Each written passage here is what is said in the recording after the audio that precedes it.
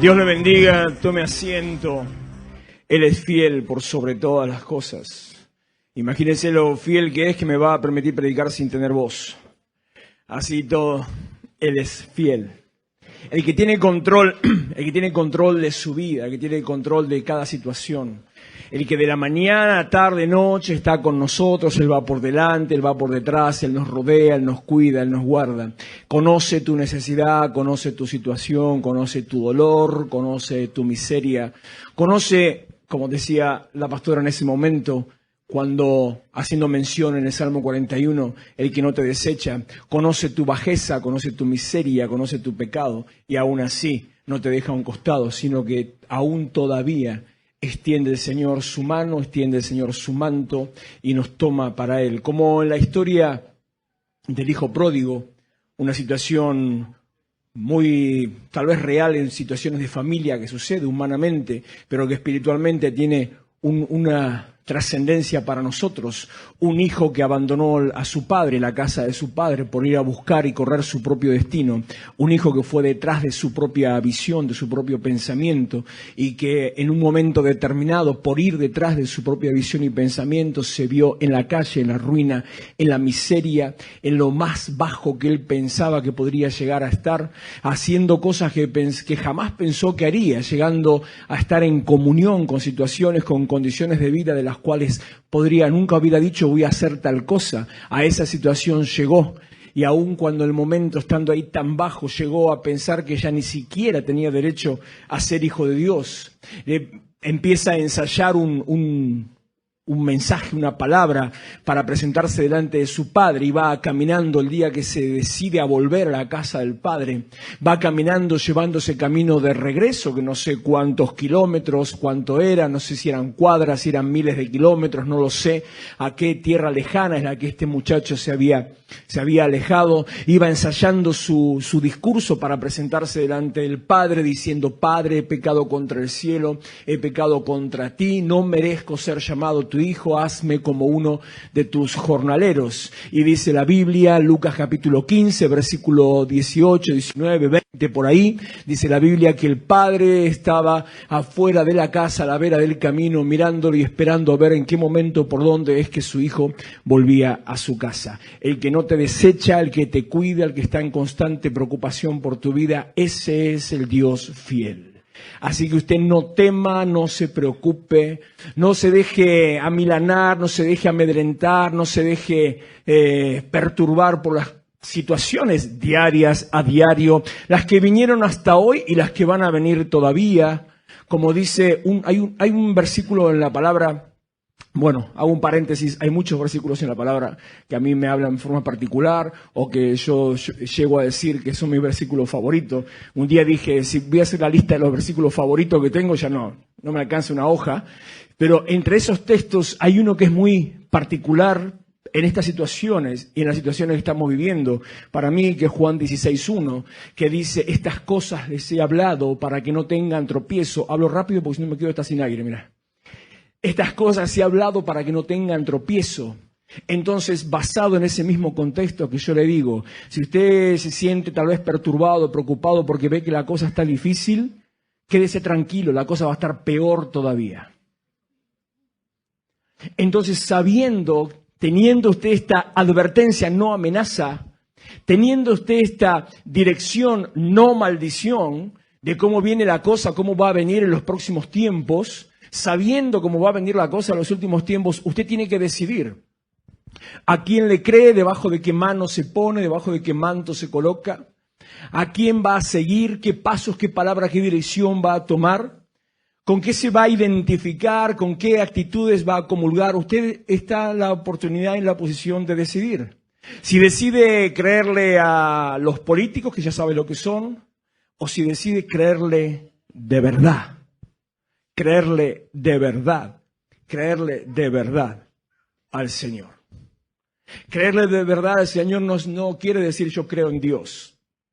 Creer de verdad al Señor no quiere decir voy a la iglesia. Creer de verdad al Señor no quiere decir ofrendo, diezmo.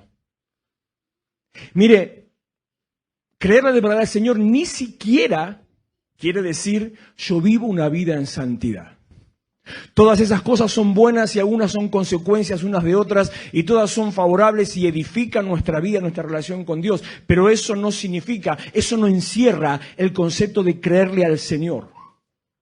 Creerle al Señor, ¿por qué estaré diciendo todas estas cosas yo? Creerle al Señor está encerrado en el contexto de Juan capítulo 1, versículo 12. En ese contexto es que nosotros, esperen que me tome un poco de oxígeno, en que nosotros empezamos o debemos creer. Dice, a los que lo recibieron, a los que creyeron, ¿está conmigo? ¿Me sigue, me acompaña? A los que creyeron, ¿en qué? En su nombre. A los que creyeron en su nombre. Les dio, dice Juan, les dio la potestad. ¿Qué significa potestad? Significa capacidad, significa permiso, significa derecho. Significa, en nuestras palabras, en lo cotidiano, significa que por haber creído en el nombre del Señor, usted ahora puede ser hecho hijo de Dios. Vuelvo a repetir, esto ya no es algo viejo, no es la primera vez que lo hablo. Recuerdo hace unos años, cuando hablaba de estos temas o de este tema puntualmente, más de una vez decía en charlas, en enseñanza, en seminario, en discipulados, hablando de este tema, siempre decía, esto es algo que nunca voy a predicar. Esto es algo que nunca me lo va a escuchar decir desde un púlpito. Y hasta en una época, mire cómo cambia uno, no Dios, cómo cambia uno. En alguna época decía, y es más, ahora me acordé, si usted dice que yo dije esto, yo se lo voy a negar. Hasta ese punto es como cambia la percepción, no la revelación, el entendimiento de lo que Dios hace. Y se lo vuelvo a repetir entonces ahora. Cuando usted cree en el nombre del Hijo de Dios, de Jesús, y todavía no le estoy diciendo qué quiere decir eso, cuando usted cree en el nombre del Hijo de Dios, eso le da a usted el derecho, lo habilita a que usted se convierta en hijo de Dios. Por lo tanto, quiere decir esto que por haber hecho una oración de fe, si usted la hizo, si un día alguien le presentó a Jesucristo y le dijo, ¿querés recibir a Jesús en tu corazón? Y usted hizo una oración de fe más o menos con una fórmula similar a como hacemos palabras más, palabras menos, pero que en definitiva, Señor, te pido perdón por mis pecados, te invito a mi vida, te recibo en mi corazón y te hago mi dueño, mi único, suficiente Salvador. Si siguiendo el formato más antiguo o más tradicional, Señor, anoté a mi nombre en el libro de la vida y no lo borré jamás en el nombre de Jesús. Amén. Si usted hizo esa oración, ¿usted cree que ya anda tranquilo por la vida? Sí, anda tranquilo por la vida porque la cobertura de Jesucristo está sobre usted. Pero si ha creído, y es más, si se lo han dicho, ahí es donde yo decía, nunca voy a decir esto, y si lo digo, y si dice que lo dije, lo voy a negar. Si le han dicho que eso lo hace hijo de Dios, le han mentido, como los políticos. Eso no lo hace hijo de Dios. Lo que lo hace hijo de Dios es, vuelvo otra vez a este punto, estoy metido en un rulo, estoy en un bucle temporal con este versículo.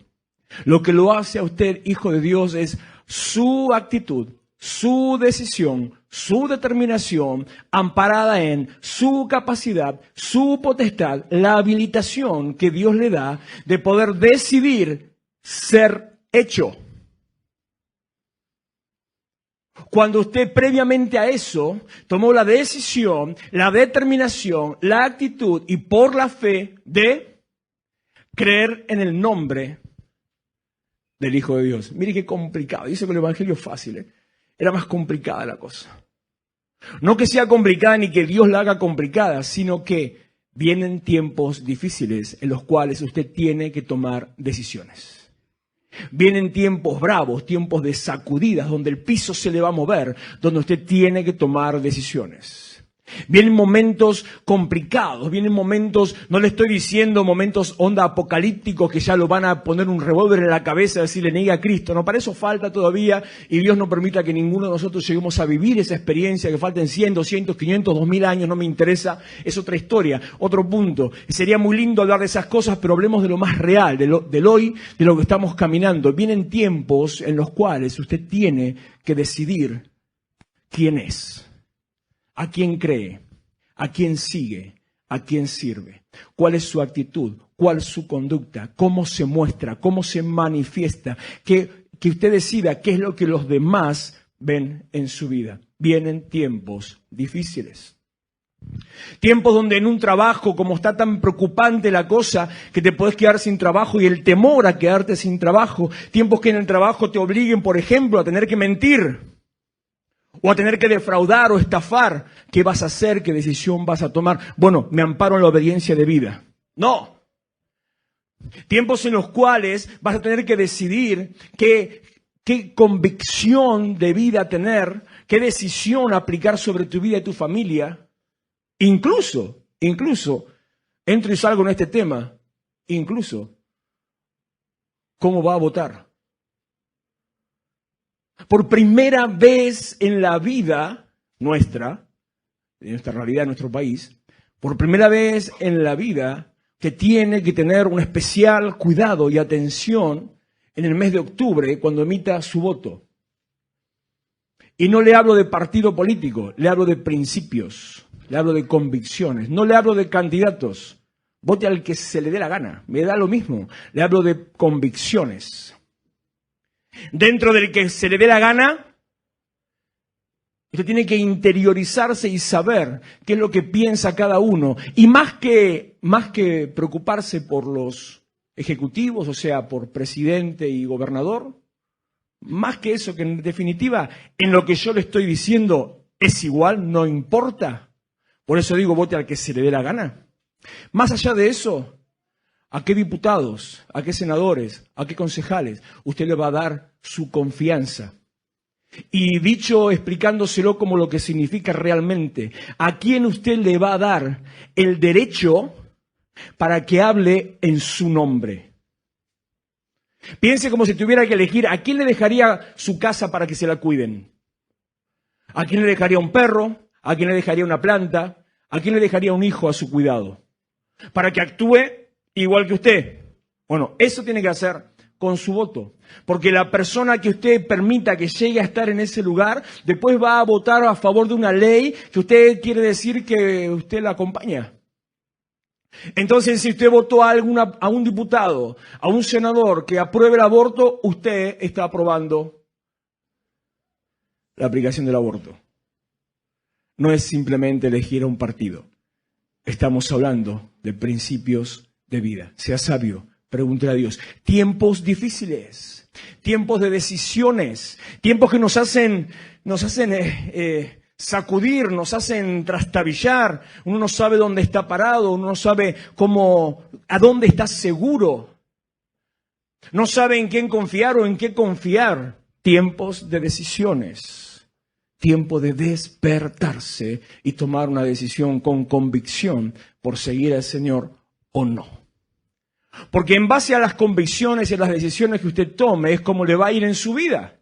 Sus decisiones, le cuento, porque si no lo sabe, se lo digo, sus decisiones edifican su vida.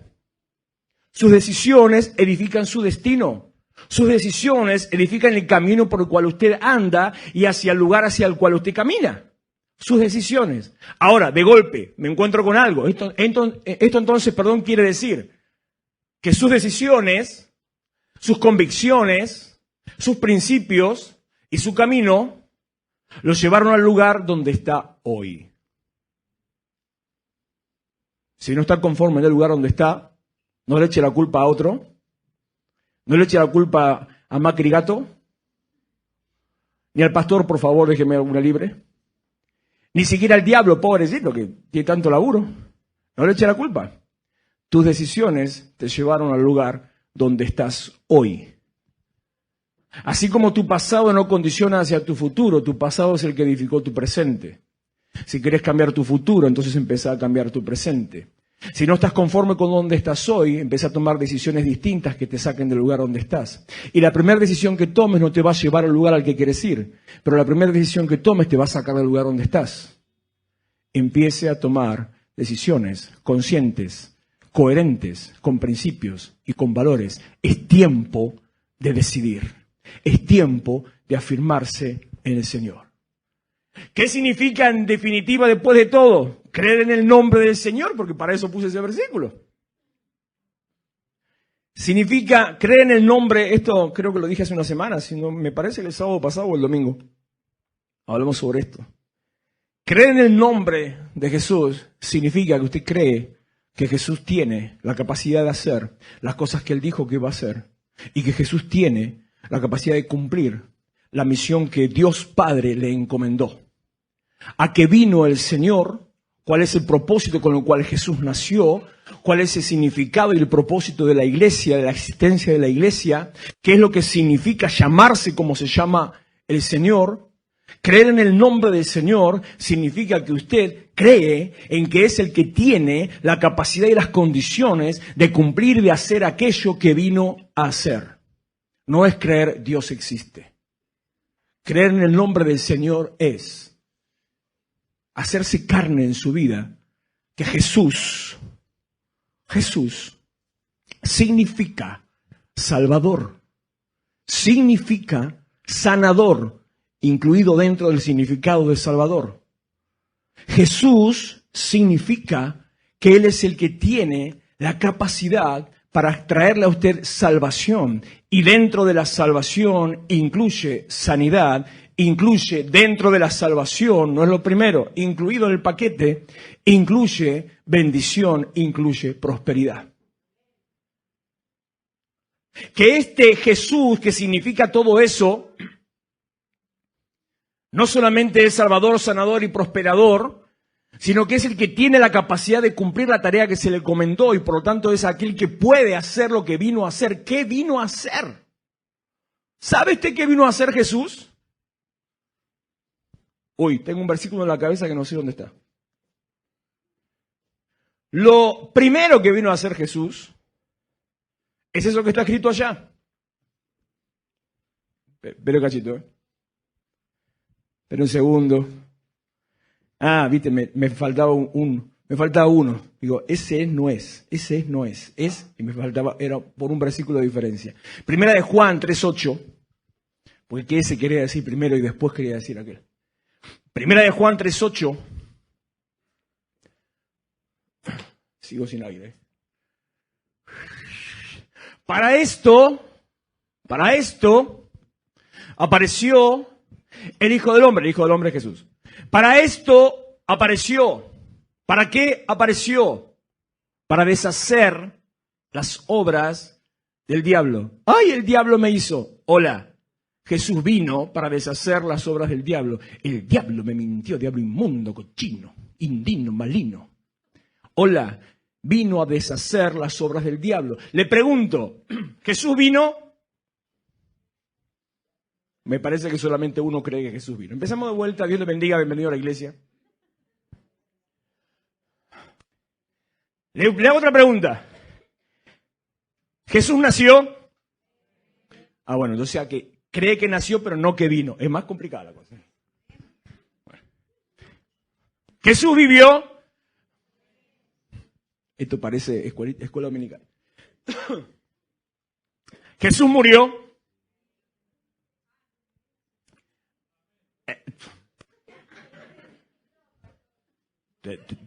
Tenemos un problema. Bueno, ahora iba a eso. Estamos en el murió. Ahora vamos. ¿Resucitó? Porque no vamos a decir que resucitó primero antes de decir que murió. Entonces, resucitó. ¿Usted cree que nació, vivió, murió, resucitó? ¿Sí, no? ¿Estamos bien ahí? ¿Hasta ahí somos cristianos? Hasta ahí nos falta, pero ¿hasta ahí somos cristianos? Ok, bueno. ¿Usted cree? ¿Qué piensa usted? ¿Piensa que Jesús venció o fracasó? No, no me conteste amén. ¿Cómo se llama? Amén. Milanesa de pollo o de carne, amén. No, hermano. A ver, saquémonos el amenómetro de la cabeza. ¿Venció o fracasó? Cristo venció. Ya te conozco. Si Cristo venció, significa, vamos a la pregunta a la cual quería ir al principio. Si Cristo venció, entonces, ¿usted qué diría si tuviera que hacer un análisis político o periodístico de la situación, haciendo periodismo de investigación en el tema, mirando hacia atrás en la historia, entonces dijera, a ver, analizando la situación, ¿usted qué diría? Jesús, ¿cumplió lo que vino a hacer o no? No veo mucho voto convencido acá.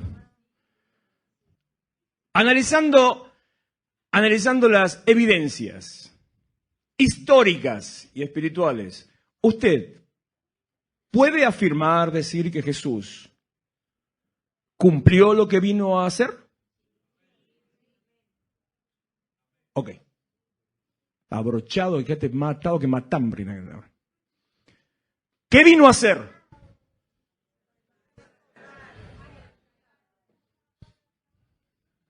Y usted me está afirmando que él alcanzó su meta, que hizo lo que vino a hacer.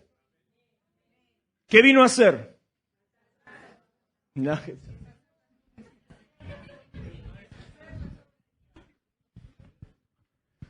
Tercera y última. Usted está afirmando y está convencido que él cumplió su propósito. Cada vez menos me contestan. Es cierto, 2 guerras mundiales, posiblemente una tercera, muerte y hambruna en todas partes, pestes por todos lados, injusticia social de la que se te ocurra, enfermedades, las históricas, las existentes y las nuevas y las que van a aparecer todavía, cáncer en avance en todos lados, el SIDA que ahora paró un poquito, pero que ya ha llegado a cubrir prácticamente todo el planeta. Ahora, ¿esa es obra del diablo? Entonces, si él vino a deshacer las obras del diablo, no las del hombre.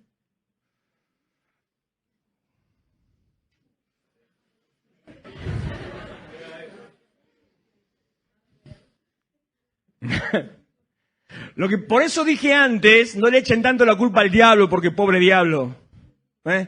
El hombre es peor que el diablo. A lo sumo el diablo lo que hace es poder sembrarte ideas, pero el que hace las cosas sos vos a través de tus decisiones y de tus determinaciones. Entonces, si menos era antes, pero ahora sí, ¿cómo te llamas? Menos Julián, pero ahora sí. Estamos todos de acuerdo en que Jesús cumplió su propósito. ¿Por qué creemos que todo lo que nos pasa es obra del diablo? No existe, no cuenta, no pesa, no está. No influye más que susurrarle al oído, más que ponerle ideas, más que generarle pensamientos a los que usted decide después qué hace con esos pensamientos. Usted decide qué camino va a tomar, por qué lugar va a andar, a quién le cree, debajo de qué mano se pone, debajo de qué manto se pone, debajo de qué cobertura se pone. Usted decide. Usted es artífice, arquitecto, fabricante, modelador. Y decir que estoy sin aire, sino de su propio destino. Usted determina el lugar por donde va y usted decide cómo le va.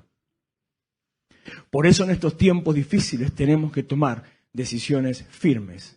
Saber quién es Él, saber quién soy yo delante de Él y entender que Él vino primero para esto y segundo para, ahora sí, Mateo capítulo 4. ¿Dónde meto lo que te quería decir, mami? Versículo, no me acuerdo cuál. Le cuento que todo esto, la introducción a la prédica todavía no empezó. Yo le aviso porque después no empieza nada, se va colectivo. No. ¿Viste? Se re espiritual. Pero después dicen, Señor, lo que tú me digas, yo haré. Sí, claro. Mientras que sea ante las 10, todo lo que... Es como se convierte en calabaza después, ¿viste? Mateo, ¿qué te dije? No era Mateo, era, ¿viste? Por algo fui a mirar acá. Lucas capítulo 4, versículo 18, me pareció que no era Mateo. Lucas capítulo 4, versículo 18. El Espíritu del Señor está sobre mí porque me ha ungido para. Me ha ungido para significa, me dio las herramientas para hacer lo que yo vine a hacer. Lo que vino a hacer, vimos ya en primer lugar, deshacer las obras del diablo. Segundo lugar, lo que vino Jesús a hacer y que Dios le dio las herramientas por el Espíritu en él, el Espíritu que estuvo en él cuando lo levantó de los muertos, que es el que dice Pablo en Corintios, que es el mismo que está en usted, el mismo Espíritu que estuvo en Jesús, es el que está dentro suyo. Por lo tanto, cada vez que usted dice no puedo, no tengo, no llego, no alcanzo, está diciendo Dios no sirve. Y no le estoy diciendo crea en usted. No crea en usted porque somos los peor que hay, pero crea en el Dios que está en mí y que me da la sabiduría y capacidad para tomar, sí, porque ahí sí soy yo, decisiones correctas que me lleven por un camino correcto. Las decisiones no las toma Dios, las decisiones no las toma el Espíritu. Las metidas de pata no las comete ni el diablo ni el Espíritu. Eso es todo yo. Pero ha sido revestido como Jesús por el Espíritu que está en él, que también está en nosotros. ¿Y para qué? Primero, dar buenas noticias a los pobres. Segundo, sanar a los quebrantados de corazón. Tercero, pregonar libertad a los cautivos y vista a los ciegos. Bueno, ese sería cuarto, vista a los ciegos. Cuarto, poner en libertad a los oprimidos. Vamos, que falta uno o dos. Uno. Quinto, predicar el año agradable del Señor. Eso vino a ser Jesús. Eso es el propósito de su vida. Creer en el nombre de Jesús significa, volver para atrás, por favor, Lucas. Significa, creer en el nombre de Jesús significa que usted cree que Jesús tiene y tuvo la capacidad de cortar la obra diabólica y que Jesús tiene y tuvo y hoy la iglesia la capacidad de predicar buenas noticias a los pobres, sanar los quebrantados de corazón, nunca me acuerdo, pregonar libertad a los cautivos, vista a los ciegos, a los presos, apertura de las cárceles y proclamar el año agradable del Señor. Eso significa creer en el nombre de Jesús. Ahora yo le pregunto, ¿cree en Jesús? ¿Te cree en Dios? ¿Cree en el nombre de Jesús? Entonces, ¿por qué anda de capa caída, con cara de lo que se pone arriba de la silla? Preocupado, angustiado, temeroso de lo que va a pasar, del porvenir, que no le alcanza, que no tiene, qué va a pasar con el dólar, qué pasa con los aumentos. ¿Por qué anda preocupado? Mire, le voy a contar un chimento. ¿Quiere un chimento? Eso sí, contestan todo, aunque sí rápido. Son tremendos. Esta semana, el lunes y el martes, no sé si fue el lunes o martes, el día que estuvieron los muchachos trabajando para arreglar esto, para arreglar el piso y cambiar esto, bendigo a los que estuvieron laborando acá. Uno de esos días vine como 4 o 5 veces vine a la iglesia durante el día. Y una de las veces que vine, no era horario de más yo trabajo en la calle, entonces no tenía dónde estacionar. Y fui y dejé el auto en la esquina, donde siempre lo deja Ezequiel. Dejé el auto allá en la puerta de la concesionaria. Y yo, que soy redormido, recolgado siempre, entonces de golpe me di cuenta que la concesionaria no está más. No sé cuánto hace que no está, ¿alguien sabe?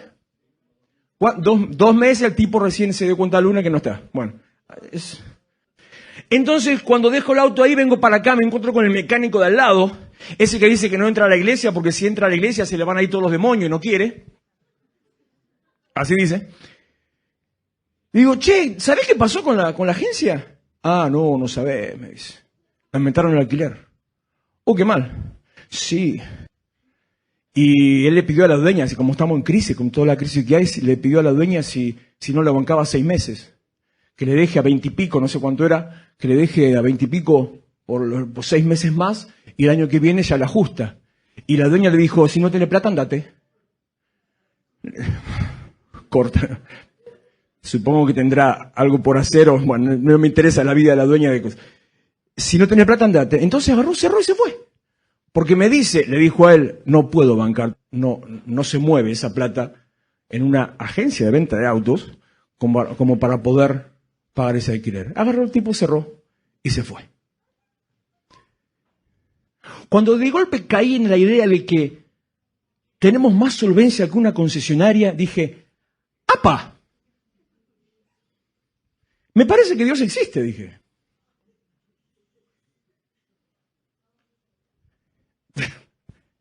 Pero lo que le quiero decir con esto es, simplemente, limítese a creer y hacer la obra de Dios. Procure que su vida esté conectada con Dios. Entienda, despiértese, avívese, abra su mente y su entendimiento para trabajar con Él y para Él. Entre en el propósito de Dios, póngase bajo su cobertura, entienda quién es. Yo tenía que predicar identidad, amor. Tenga identidad. Sepa quién es Él, póngase debajo de ese manto, sepa quién es usted delante de Él. Identifíquese con Cristo y con la iglesia, muévase, como decíamos el miércoles, cuáles son las cosas que me identifican como cristiano. Fíjese que haya en su vida fruto, señales, amor. Que se vea que algo cambió en mi vida, que se vea que soy distinto al resto, que se vea que hay en primer lugar, que hay esperanza. La esperanza que otros no tienen, que yo sí la tengo. Ahora, tenga esperanza. Sea cristiano, crea en el Señor. Porque de la misma manera que decimos, nosotros no corremos con los demás en esa, estoy parafraseando Pedro capítulo 5, creo que es, o 4. Nosotros no corremos desenfrenadamente en la locura y el vicio del pecado.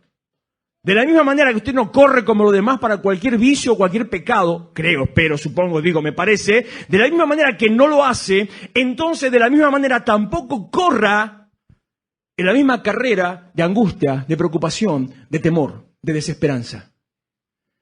Sino que póngase por arriba, entienda que está por encima, que Dios lo puso en el lugar superior.